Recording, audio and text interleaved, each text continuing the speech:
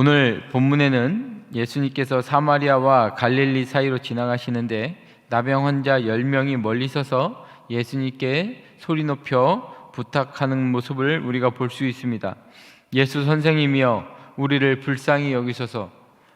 보통 예수님이 다니실 때에 많은 사람들이 예수님 곁에 모였고 예수님 곁에 와서 고침을 받기도 하고 예수님 앞에 와서 자신들의 어려움을 토로하기도 했습니다.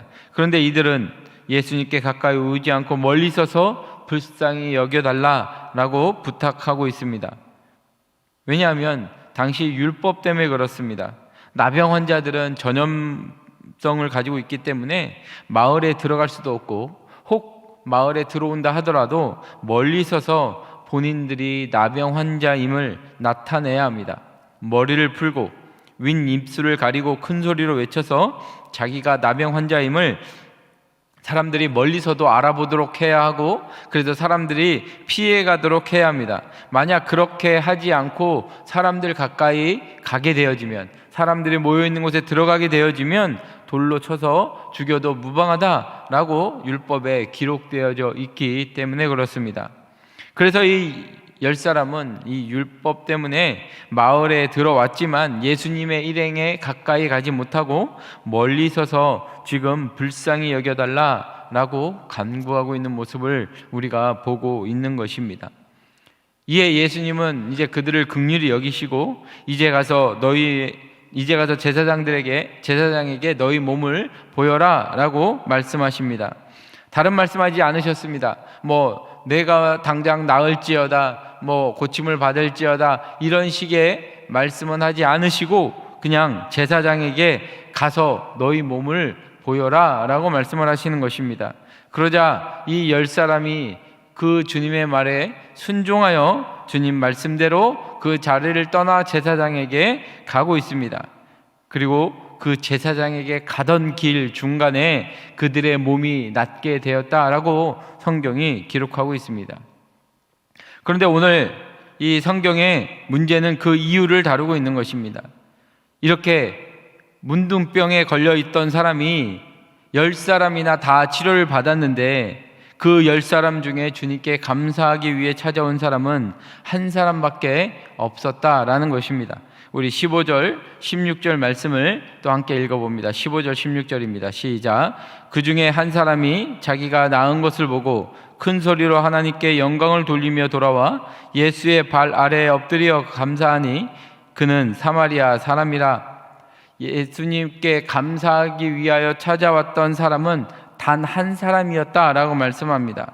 10명이 모두 회복되었지만 단 한 사람, 그것도 사마리아인이었다라고 성경이 콕 집어서 말씀하고 있습니다.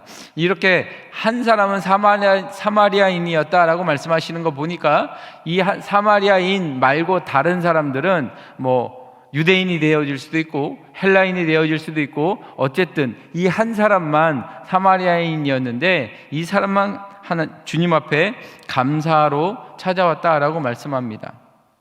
그리고 주님은 그를 보시고 나머지 9을 찾으십니다. 우리 17절 18절도 읽어봅니다. 예수께서 대답하여 이르시되 10사람이 다 깨끗함을 받지 아니하였느냐? 그 9은 어디 있느냐?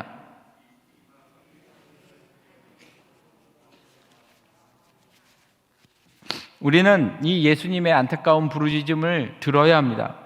우리 모두가 다 절실한 마음, 간절한 마음을 가지고 주님 앞에 이렇게 나와왔습니다.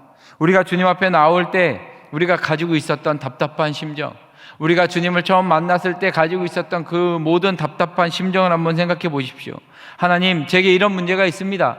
제게 이런 병이 있습니다. 제가 해결할 수 없는 인생의 문제가 있습니다. 주님, 내 능력으로는 안 되오니 주님 도와주십시오. 주님 해결해 주십시오. 주님 고쳐주십시오. 주님께서 해결해 주시면 제가 주님께 헌신하겠습니다. 제가 주님의 일에 더욱더 힘쓰겠습니다. 우리가 그렇게 기도하지 않았습니까? 우리의 그러한 부르짖음에 우리 주님께서 응답해 주시고 우리들의 삶의 문제가 해결되어지고 병도 낫고 생활도 더 좋아졌습니다. 그때 주님이 말씀하십니다. 그 9은 어디 있느냐? 바로 오늘을 살아가는 우리들에게 물어보시는 주님의 엄중한 질문인 것입니다. 주님은 이 찾아온 한 사람 사마리아인에게 구원을 선포하십니다. 19절을 보시면 그에게 이르시되 일어나 가라 내 믿음이 너를 구원하였느니라 하시더라. 감사를 표현할 줄 아는 자, 주님께 나와 거룩한 감사를 표현하는 그 한 사람에게 주님은 육체의 고침을 넘어 영혼의 구원을 선포해 주고 계심을 우리가 볼 수 있습니다. 육신의 구원을 받았지만 감사를 표현하지 않았던 아홉은 영적인 구원을 받지 못한 사람이 되었습니다. 우리의 인생에게 있어서의 장애물, 우리의 인생에게 있어서의 그 어떤 어려움은 하나님 없이 살아가는 자들에게는 인생을 포기하게 만드는 그러한 것일지 모르겠지만, 하나님의 백성으로 살아가는 성도들에게는 하나님의 영광을 드러내는 도구로 쓰임받음을 여러분 믿으시기 바랍니다. 오늘을 살아가는 우리들은 이 주님의 엄중한 외침을 기억해야 합니다. 그래서 우리는 주님께 항상 감사하는 마음을 가지고 우리의 삶으로, 우리의 어려움으로 주님의 영광을 드러내고 주님 앞에 감사를 표현하는 그런 믿음의 백성들이 되시기를 축복합니다. 오늘 다른 날주의 말씀 출애굽기 14장 4절 말씀을, 한 절 말씀을 우리가 함께 보겠습니다. 출애굽기 14장 4절입니다. 구약성경 102면 출애굽기 14장 4절 말씀 우리 함께 합독하도록 하겠습니다. 내가 바로의 마음을 완악하게 한즉 바로가 그들의 뒤를 따르니 내가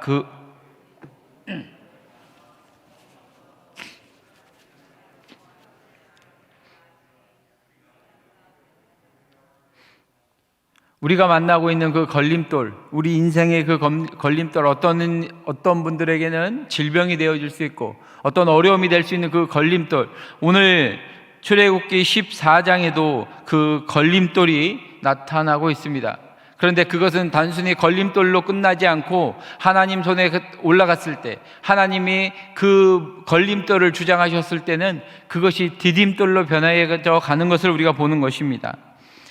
이 출애굽기 14장은 하나님의 은혜로 이제 출애굽한 이후 애굽왕 그 바로 왕은 10가지 재앙을 경험한 후에 이스라엘 백성들의 출애굽을 허락할 수밖에 없었던 상황이었습니다. 그를 보내고 나니까 정신이 들었는데 이것은 잘못된 결정이었다라고 생각을 합니다. 그러자 다급해진 바로는 군대를 보냅니다. 그 군대가 쫓아온다는 소식을 듣자 얼마나 불안했겠습니까? 그러자 하나님께서는 모세를 안심시키십니다. 바로의 군대가 쫓아오지만 그래서 그들에게 잡히면 어떻게 됩니까? 죽거나 다시 애굽으로 끌려가거나 뭐 이런 상황 아니겠습니까? 그러나 하나님께서 말씀하시기를 바로의 군대로 말미암아 내가 영광을 얻겠다라고 말씀을 하고 계십니다. 이스라엘 백성들에게 이 바로의 군대는 출애굽을 방해하는 걸림돌입니다. 하나님을 예배하는 데 방해되어지는 걸림돌입니다. 그러나 하나님께서는 그것을 걸림돌이라 말씀하지 않으십니다. 오히려 내가 이들로 말미암아 영광을 얻으리라, 하나님의 영광을 위한 디딤돌로 쓰이게 될 것임을 우리 주님이 선포하고 계신다라는 것입니다.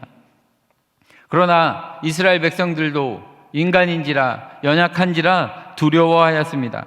이스라엘 백성들은 이렇게 말합니다. 우리 11절과 12절 말씀 우리 함께 읽어봅니다. 11절, 12절 말씀입니다. 함께 읽습니다. 시작. 그들이 또 모세에게 이르되 애굽에 매장지가 없어서 당신이 우리를 이끌어내어 이 광야에서 죽게 하느냐? 어찌하여 당신이 우리를 애굽에서 이끌어내어 우리에게 이같이 하느냐? 우리가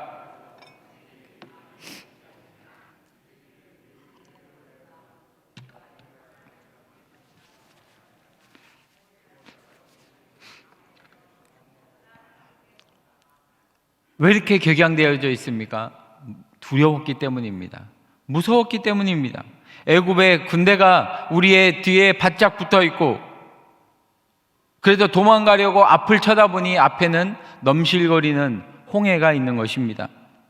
한 발짝도 움직일 수가 없습니다. 앞으로 나가면 바다에 빠져 죽는 것이고 가만히 서 있으면 애굽의 군대의 칼에 죽거나 사로잡혀서 다시 애굽으로 끌려와야 하는 상황인 것이죠. 이러한 상황 속에서 하나님께서 내가 바로의 군대로 말미암아 큰 영광을 얻을 것이다 라고 말씀하시는 그 주님의 음성은 들리지 않는 것입니다. 그때 하나님께서 한 번 더 말씀하십니다. 우리 17절 말씀도 읽어봅니다. 17절입니다. 시작. 내가 애굽 사람들의 마음을 완악하게 할 것인즉 그들이 그 뒤를 따라 들어갈 것이라. 내가 바로와 그의 모든 군대와 그의 병거와 마병으로 말미암아 영광을 얻으리니. 우리가 하나님 앞에 여러 가지 문제를 가지고 엎드려서 하나님 어떻게 하면 좋겠습니까? 주님 불쌍히 여겨주십시오. 주님 좀 살려주십시오 라고 간구할 때 하나님께서 우리에게 약속하시는 것입니다. 나만 붙들고 가만히 기다려 보아라. 기도해 보아라. 그렇다면 너의 그 어려움으로 말미암아 내가 영광을 얻을 것이다. 한 명의 나병 환자를 통해서 하나님이 영광을 받으셨다라고 말씀하고 있습니다. 나병은 걸림돌이 아니라 하나님의 영광을 위한 디딤돌로 쓰임받았다는 것입니다. 우리의 인생에 다가오는 여러 가지 장애물과 어려움은 하나님 없는 자들에게는 인생을 포기하게 만드는, 인생을 넘어지게 만드는 걸림돌로 작용하겠지만 하나님의 백성으로 살아가는 성도들에게는 하나님이 영광을 받으시는 도구가 될 줄 믿으시기 바랍니다. 이 애굽의 마병은, 애굽의 군대는 우리의 눈으로 보기에, 우리가 대적하기에는 너무나 커 보이고 우리를 두렵게 하는 존재임은 분명합니다. 하지만 우리가 주님께 맡기기만 한다면, 주님 앞에 간구하기만 한다면 우리 주님께서 그 두려움을 변하여 주님의 영광으로 사용하시겠다라고 오늘도 우리들에게 말씀을 하고 있는 것입니다. 오늘 우리가 인생을 살아가면서 이 애굽의 군대와 같은 그런 어려운 순간을 만날 수 있습니다. 오늘 우리가 하는 일들 가운데 이런 걸림돌이 우리를 자꾸 넘어지게 하려고 작용할 수 있습니다. 그러나 우리는 그때에 어려운 상황만 보지 말고 우리를 인도하시고 보호하시고 고쳐주시는 그 하나님께 집중하시기를 축복합니다. 우리의 모든 순간을 주장하시고 주관하신 하나님만을 바라보고 하나님께 간구하고 기도하며 말씀에 순종하며 살아간다면 하나님께서 우리를 지키실 뿐만 아니라 우리의 삶을 통하여 하나님께서는 영광 받으실 줄 믿으시기 바랍니다. 오늘도 그 하나님께서 주시는 약속의 말씀, 내가 바로와 그의 모든 군대와 그의 병거와 그의 마병으로 말미암아 영광을 얻으리라 라고 하시는 이 말씀, 그 주님의 음성이 어려움을 맞이하는 우리들에게 위로가 되고 능력이 되어서 오늘도 주 안에서 믿음으로 승리하며 살아가시는 주님의 신실한 백성들이 되어주시기를 우리 주님의 이름으로 축복합니다. 주님께서 가르쳐주신 기도로 예배를 마치고 자유롭게 기도하시겠습니다. 하늘에 계신 우리 아버지여, 이름이 거룩히 여김을 받으시오며 나라의 마옵시며 뜻이 하늘에서 이룬 것 같이 땅에서도 이루어지이다. 오늘날 우리에게 일용할 양식을 우리의 죄를 사하여 주옵시고 우리를 시험에 들지 말게 하옵시고 다만 악에서 구하옵소서. 대개 나라와 권세와 영광이 아버지께 영원히 있사옵나이다. 아멘.